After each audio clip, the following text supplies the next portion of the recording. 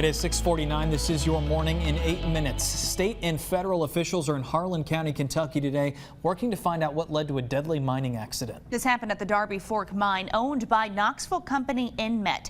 Officials say 33-year-old James Brown was working 14,000 feet underground when a roof collapsed on top of him, trapping him for several days. The mine shut down operations Monday while they searched for him. He had 13 years of mining experience as a roof bolter. Now the company and federal agencies are trying to figure out what went wrong. Right now, you could be eligible for a cash reward if you have information about these suspects. The East Tennessee Valley Crime Stoppers says the people you see on your screen spent more than $700 at various locations using a stolen credit card. If you know anything, we have their number for you inside the WVLT News app. And a man is facing burglary charges after police say he broke into Piney Grove Baptist Church. This happened late Friday night. Anthony Dole is accused of breaking a window and doorknob to get inside. Knoxville police set up a perimeter around the church, eventually taking Dole into custody. And this morning, 11 people are facing drug charges after a sting operation in Sevierville. Authorities raided 3 different homes Friday night. They say all 3 were linked to significant drug activity, including multiple overdose deaths. The homes are on North Parkway, King Street and Pigeon Forge Street. Heroin, meth, and other drug-related items were found. Sevierville police say they'll continue to investigate all the drug activity in this area. And around the state this morning, a new law is heading to Governor Lee's desk that adds more accountability for parents of missing kids. Noah's Law passed unanimously in the House last night. It allows police to issue Amber Alerts faster in some cases.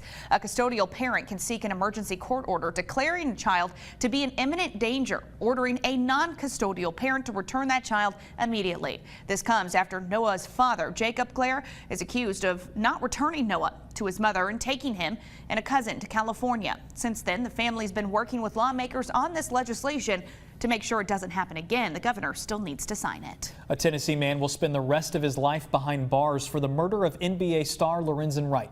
A jury found Billy Ray Turner guilty on all charges in Wright's death. Prosecutors say Wright's ex-wife recruited Turner to murder the pro athlete in 2010. Cheryl Wright Robinson is also serving prison time for the facilitation of his murder. And taking a look around the nation this morning, folks in Texas cleaning up today after a series of tornadoes swept through the state last night. Look at this terrifying video. You can see this red truck get flipped, tossed around, and put back onto its tires. So far, Texas Governor Greg Abbott says no one has died, but multiple people are hurt. And you're taking a live look at our nation's capital right now. Supreme Court nominee Ketanji Brown Jackson will be back on Capitol Hill this morning, preparing to answer 2 days worth of questions from both Republicans and Democrats. If approved, Brown Jackson will become the first black woman to hold a seat on the nation's highest court. Since Democrats hold majority in the Senate, her nomination is likely to advance. They hope to have her confirmed by Easter. And around the world this morning, the White House is warning that Russia may wage cyber attacks against businesses and critical infrastructure here in the U.S. Targets of most concern: big banks, pipelines, power grids, and water systems. The potential attacks come as Russia has stalled on its ground invasion of Ukraine. Pentagon spokesman John Kirby says the U.S. has seen clear evidence that Russian forces are committing war crimes. The port city of Mariupol has been largely cut off by the Russians, but new satellite photos showed the destruction, including the wrecked theater that may have been sheltering more than 1,000 people. And around East Tennessee today, in just a few hours, the group that's in charge of bringing that new stadium to downtown Knoxville is scheduled to meet. The Sports Authority will review status agreements from the multi-purpose stadium, along with private developments for the Magnolia Avenue district within the Old City. The meeting starts at 9 o'clock. It's at the city's Public Works Service Center. And tonight, Knoxville City Council will vote on budget adjustments for the current fiscal year. The amendments would add 13 positions to city government, 12 cadets to the police department, and a new manager to the Officer of Community Empowerment. Tonight's meeting starts at 6 o'clock at the City County building. WVLT proud to be your official station of the Vols. How about those Lady Vols? The Sweet 16 set as the Lady Vols will take on Louisville for a chance to go to the Elite 8. An exciting finish last night on the summit floor inside Thompson Bowling Arena. Take a look. Burrell. They look for a 3 for the lead, and they get it!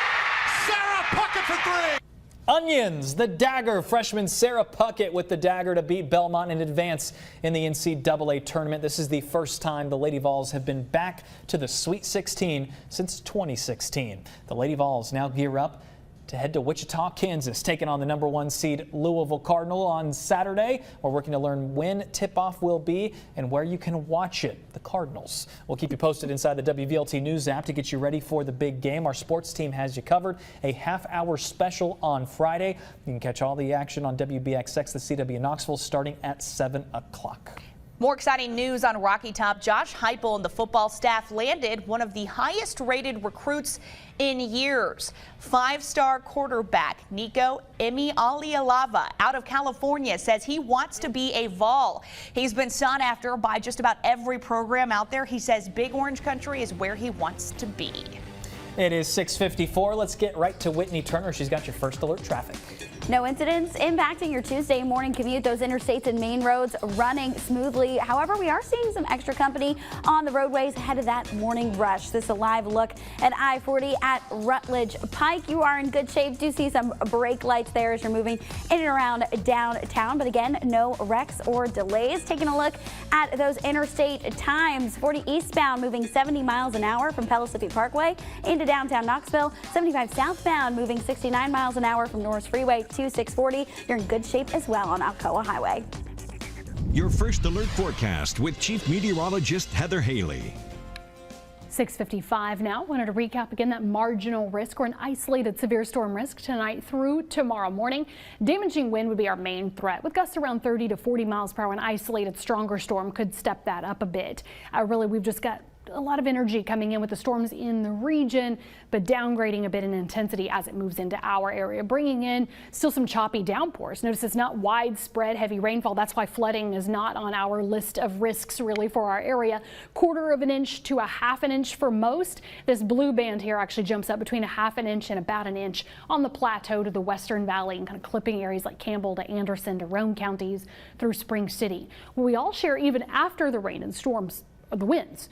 Like I said, an individual storm cell could up the winds, but tomorrow afternoon when the sun comes back out, the winds spread out about 40 mile per hour gusts. That's because the cooler air is still on the way. So today we can enjoy what is a mild Tuesday. More clouds this morning filtering the light, then this afternoon cranking up the heating. That's 64 at noon. High today 76.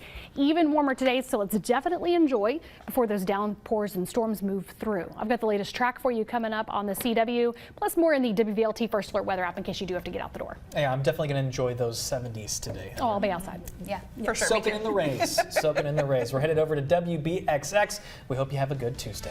Maybe we can take the show out over there, outside. That works to me. It's not too late, is it? Yeah, it's still chilly this morning.